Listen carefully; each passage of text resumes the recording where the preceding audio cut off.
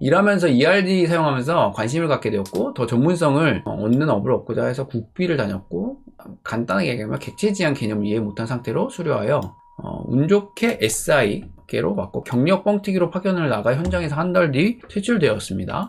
그리고 본사에 대기하게 되었는데 SI 시장이 안 좋아지면서 본사에서 6개월가량 대기를 하였습니다. 이때도 어떻게 공부할지를 모르고 필요한 게 뭔지 몰라 다른 대기자분들과 매일 회사에서 놀면서 출근하였습니다. 이때가 기회였는데 공부할 수 있는. 그렇습니다. 그러다 공고사직을 당했습니다. 실업급여 받으면서 3개월가량 쉬었습니다. 그리고 23년 10월 현재 회사에 다니게 되었습니다. 현재는 SI 회사지만 전부 본사 내 근직만 있으며 진행 중인 유지보수 사업에 파견 나갈 상주할 사람이 필요했으며, 면접에서는 제가 경력도 있고 제대로 검증하지 않은 채 어느 정도 하나보다 하고 뽑으셨던 것 같습니다. 무엇보다 기본급 3,500 플러스 파견 교통비 월 30을 지원했습니다. 파견 전에 본사 프로젝트 지원 업무를 지원받게 되었습니다. 그리고 회사분들은 제가 너무 못하는 걸 알게 되었으며 물론 절 안 좋게 생각하셨고 뭘 알려주시지도 않으셨습니다. 제 가업이라고 생각하고 저 또한 죄송한 마음이 너무 컸습니다. 매일 야근하며 공부하고 주말에 공부하고 어떻게든 하고자 노력했지만 단기간에 아무것도 되지 않았고, 또 파견회사에서 제가 파견 나갈 공용업체와 사이가 틀어져 유지보수 사업을 그만하게 되어 파견을 나갈 수 없게 되었습니다. 민폐밖에 될 수 없다 생각하여서 퇴사를 말했습니다. 기죽지 마라. 다 거쳐가는 과정이다. 다시 파견 현장을 알아보고 있으니 같이 더 해보자 하고 알겠다고 했습니다. 공부를 꾸준히 하니 퍼블리싱 작업부터 기능 등 조금씩 할 수 있게 되었습니다. 그렇게 업무에 조금씩 쳐내가면서 매일 공부하는 것에 재미를 느꼈습니다. 그리고 올해 이사님께서 말씀하신 다른 현장에 파견을 나왔습니다. 그런데 여긴 리눅스, 쉘, 파이썬, 포트란 등 데이터 관련해서 쓰고 표출하며 웹 관리는 타 업체가 따로 하였습니다. 그러니까 프로그래밍이 아니라는 거네요. 제가 하는 업무는 모니터링하여 웹에 데이터가 표출 안 될 시 관련 데이터가 생성되었는지 표출이 안 되는 건지 로그를 보며 쉘을 관리하는 거예요. 이거는 공부하면 도움이 되겠지만 열심히 하고 있던 와중에 약속했던 파견비 30은 못 주겠다고 하시네요.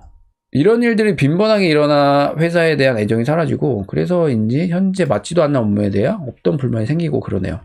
여기서 참고 버티면서 공부를 더 하는 방향이 좋을지, 하고 싶은 웹 백엔드 공부를 하면서 이직을 준비하는 게 좋을지, 아니면 어떤 방식으로 방향을 잡아야 할지 조언해 주시면 감사하겠습니다. 냉정하게 얘기하겠습니다.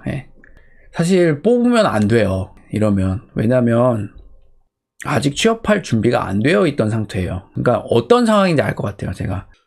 근데 그럼에도 불구하고 뽑았으면 여기서 잘못됐어요. 6개월가량을 대기할 때 놀면서 회사를 다니는 게 잘못된 거예요. 여기서 이제 꼬였어요. 그러니까 이 6개월을 잘 살렸어야 됐어요. 여기서 일단 틀어졌고, 못한다라는 걸 들켰다고 했잖아요. 사실 어느 정도를 하면은 이 회사 사람들이 그런 말을 잘 안 해요. 그런데 못하는 게 들통났고 이렇게 됐다는 거는 정말 못하는 거예요. 뭔가를 실무를 쳐낼 실력이 없다라는 경지에 이르러요. 그런 경우에는 회사에서는 진짜로 교육을 해서 투자를 해야 되는 상황인 거고, 그리고 이사님이 기죽지 말아라, 이런 단계는 거쳐가는 거다라고 얘기를 하는데 사실 맞죠? 그런 얘기를 하려면 이 직원이 클 수 있는 충분한 시간을 줘야 돼요. 왜냐면 이건 회사의 책임도 있어요. 코딩 실력이 없는 걸 알고 뽑았고 이 사람이 커질 거를 기대하고 뽑았다면 그 커지는 시간을 기다려줘야 돼요. 그래서 회사에 잘못은 있다고 봐요. 잘못 뽑았고, 그리고 뽑았으면 책임을 져줘야 되고, 그리고 뽑았을 때 만약에 30만 원에 그걸 주기로 했으면 줘야 돼요. 주는 게 맞고, 그리고 그거를 주기로 했는데 안 주면 당연히 힘이 빠지고 그 사람의 의욕이 줄어드는 거는 당연한 거예요. 그래서 의욕이 줄어드는 거 충분히 이해가 되고 그거에 대해서는 이해합니다. 근데 제가 이야기를 쭉 들어보면 일단 보수가 3,500이잖아요. 3,500을 받을 실력이 아닌 것 같아요. 제가 딱 느낌이 그래요. 제가 그거를 어디서 제가 이제 느끼냐면은 이 부분이에요. 그러니까 이게 그 사람들이 나쁘다라고도 볼 수 있겠지만 뭐냐면 같이 티키타카를 할 수 없다라고 느낀 거예요. 이 분들이. 더군다나 여기서 죄송한 마음이 들었다고 했잖아요. 그럼 본인이 인정한다라는 거예요. 내가 못한다라는 거에 대해서. 이거는 전형적으로 실력이 많이 부족할 때 나타나는 현상이거든요. 이런 경우가 있어요. 제가 당신이 부족하다고 느끼지만 사실 잘하는 겁니다 라고 얘기할 때가 있어요. 뭐냐면 내가 실력이 없고 힘들지만 그래도 어느 정도 자질을 갖춘 사람들은 어떻게든 그 일을 해놔요. 내가 부족하지만. 그래서 쫓겨나거나 어떤 비방을 받는 일은 잘 안 일어나요. 근데 그런 단계를 지금 거친다라는 건 뭐냐면 객관적으로 실력이 없는 거예요.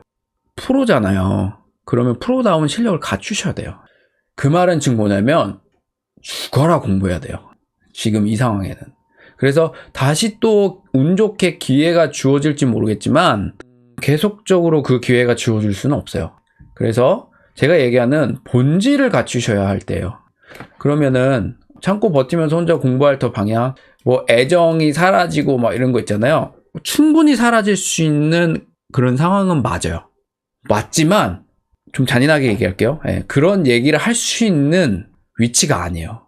엄밀히 얘기하면. 그러니까 뭐냐면 뽑아준 게 다행인 상황이에요. 지금은.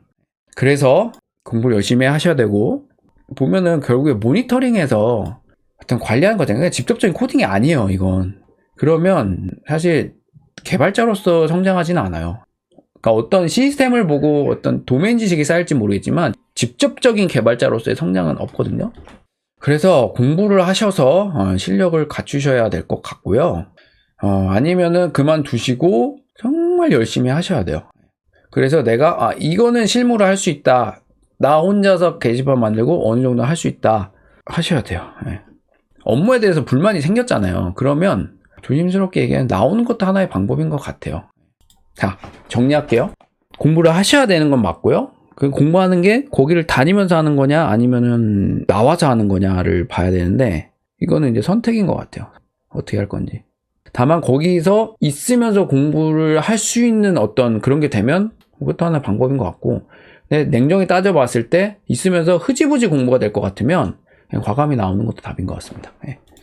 자, 여기서 하나만 제가 더 얘기를 하면 제가 굉장히 아끼는 직원이 있어요. 물론 직원들 다 아끼죠. 다 아끼는데 그 직원한테 이제 항상 했던 말이 나는 너에게 많은 대우를 해주고 싶다. 근데 그에 걸맞는 실력을 갖춰라 라는 얘기를 하거든요. 근데 그 직원이 열심히 해요. 근데 본인 기준 열심히 해요. 근데 진짜 열심히 하는 사람로 봤을 땐 그게 또 아니거든요. 그러니까 정말로 개발하고 싶으시면 어느 정도 실력이 될 때까지 나는 그래도 열심히 했잖아가 아니라 결과가 이루어질 때까지 열심히 해야 돼요. 그러니까 감정적인 열심이 필요한 게 아니에요.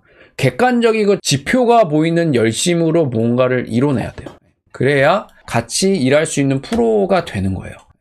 하여튼 좀 끝에 아픈 얘기를 해서 죄송하고요. 그 아픈 거를 잘 버텨야 또 성장이 있고 그렇습니다.